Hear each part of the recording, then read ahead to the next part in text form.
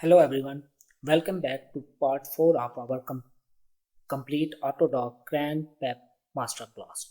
Today we are talking about our docking workflow to the next level by transitioning from blind docking to highly targeted local docking. In this video, we will use the user-defined grid box in ADCP for the peptide docking purpose. By defining a custom user-specific grid box right over our own active site, we can restrict the algorithm search area. This is not only makes your simulation run up to 10 times faster, but it also significantly improves the precision of your binding poses. It will work only if you have some idea about your binding pocket. You can define your own grid box and you can start. So let's set up our coordinates and build the grid and then perform the docking. Like previously, I have prepared a folder with the name test. In this folder, I have placed the protein 3Q47, which was our previous protein. First of all, we need MGL tool. For MGL tool, type AutoDock. We installed this software in our first video. The link is available in the video description section if you prefer the installation. Open this software. This is the black window. Minimize it. Do not close it, otherwise your software will not run. The software is open. First of all, go to the file, then press read molecule. And on the desktop, we have again we have a folder with the name test. In the test, we have protein 3Q47.pdb. Open it. We have downloaded this protein from the protein databanks. First of all, click on this plus sign. We have two chains. One is the chain B and other is the chain C. The chain B is our protein and the chain C is our co-crystal ligand. We will talk about this co-crystal ligand in our next video. Right now, we are not interested in this co-crystal ligand. Simply click on this circle. It will become yellow. Then go to the edit. In the edit, go to the delete and delete selected atoms. Click on continue. It will delete the chain C. Now, go to the edit again and click on the delete water molecule. The water molecule must be deleted, otherwise it will produce hindrance with the docking purpose. Now the protein has been empty with the water molecule. Now we had to add the polar hydrogen to make it attractive for our new peptide. For adding the polar hydrogen, go to edit, click on hydrogen and click on add. From this window, click polar only and press OK. Hydrogen has been added. Now we have to provide the charges. Click on the edit, go to the charges and press on the add Coleman charges. It says it has added the 6 Coleman charges. Press OK. Now our protein is ready. We have to save it as a PDBQT format because our ADCP software only detects the PDBQ format for the protein as a receptor. To saving this for a PDBQT format, click on the grid and click on the macromolecule. Then click on the choose. Then select this one and click on the select molecule. Click OK. The new window will pop up. Click on the desktop. In the desktop, we have a test and save this as a receptor.pdbqt. From drop down menu, also select pdbqt and click on the save button. The protein has been saved as a PDBQT format. Now we have to define our grid box. For defining the grid box, click on the grid and then click on the grid box. When you click on the grid box, you will see a box will be appear in this protein. You can change this grid box by rotating these molecules. You can increase or decrease the size of this protein by your own choice. Similarly, this one and this one. You can see that how protein react.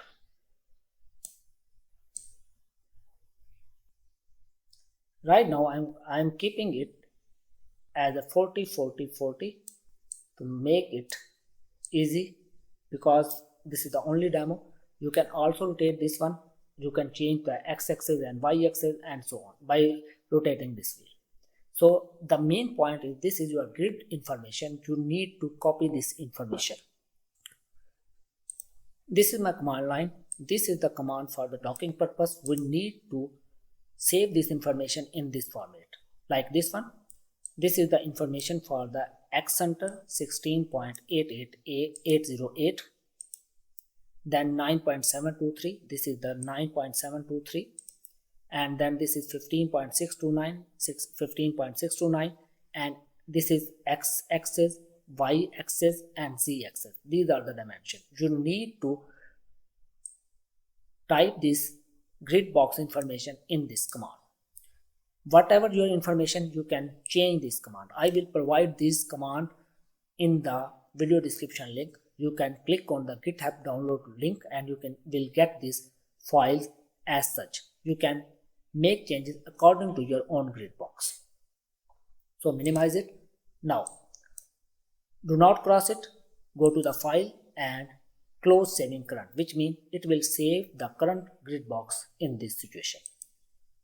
Now our protein is ready. Now we are going to perform our docking. Just close this. So our folder contains receptor.pdbqt. Now we are going to perform the docking, which will be performed in Ubuntu. Yeah, the installation of the Ubuntu has been demonstrated in the first part of this lecture series. I will also place the video description link, the link for this installation link. You can go back and check the downloading and installation. You can see that how we proceeded with the downloading and installation steps. Our Ubuntu is open. Now these are our command. First, for every new session, you need to run this command. This was our environment ADCP suite, which we created in our first lecture. Copy this command, paste it in the Ubuntu terminal and press enter. You will see that ADCP suite has been activated. Now, what is this command? This is your path to the folder. I demonstrated previously. Simply in the test, click on this address bar, copy this path, go to your folder, place this path. You will see, remove the capital C with the small c, remove colon, remove all forward slashes with the backward slashes, all backward slashes with the forward slashes.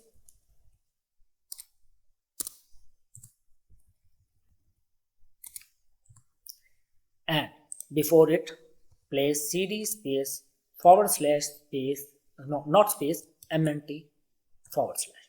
So this is the path. You will have your own path. You need to change it according to the need. So copy this path, go to the Ubuntu terminal, paste this path and press enter. It will be navigated to your working folder. Type ls. It will show you that it contains two files, 3q47.pdq, which was our original file, and the receptor.pdbqt, which we have just generated. Now we have created the file. The first step is the creation of target file. For creation of target file, this is the command. We will use agfr suite.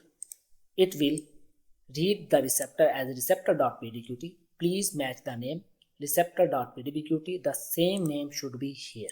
If the name doesn't match, it means your command will not run. Then this command is your box, user defined box. These are the information, and it will use ASV, that is the software package 1.1 auto suite, and it will generate the output file as a target file. My receptor.target file, it will generate it like this, my underscore receptor.target file. What you need to do, copy this complete command, go to the Ubuntu terminal, paste the command and press enter. Our box reading and the configuration has been started. It will take 1 to 2 minutes or higher minute depending upon your laptop speed. Right now it is generating the target file. Our target file has been generated. It took about 62 seconds to complete the job. So now we are going to test a quick run for this one. ADCP is override the existing output file. Then it will use T mean my receptor target file. This is the target file. It will use the name as my receptor.target, and S. What is S? S is your peptide sequence. This is my peptide sequence with single amino acid name like glycine and so on. You can choose the single letter amino acid sequence. The good thing about ADCP is you don't need the 3D structure. It will automatically generate the topology and dock your ligand to the protein. -C/C, it will generate the cyclic structure of your peptide. Then -N, which is number of independent run, and the small n, which is the maximum number of tests, and the working directory as a test directory 1, and it will produce the result as example number 1. So let me show you. This is my folder. In this folder I have the file my receptor.trg. It will use this file and generate the result. What you need to do, simply copy this complete command and paste it and press enter. Now it will initiate your actual docking. The docking is started. Depending on your computer speed, it may take few minutes. Our docking has been completed. Let's have a look at the result. You can see this is our top pose with -3.4 energy, and from this one these energies are in positive. Positive means no interaction. The more the negative value, the better it is, which means -3.4 is better than -0.2. So we can choose the best pose as -3.4. These are the result, and it is generated in the test directory as example 1. So go to the text directory. In the text directory we have test.dir1. It has generated the 2 files. These are the summary.dlg. Right click on it and open with any notepad or notepad++. All the results are available over here. You can see these results, and this file contains your different kind of dock poses. You can use this file to identify the dock poses, to find the hydrogen atom, to see the interacting molecule, and so on.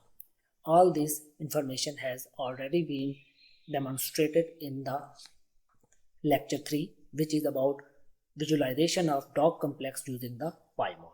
I have placed the video description link of PyMOL video in the video description section. So this is all about today's lecture. In our next video, we will explore template-based and co-crystal-based peptide docking.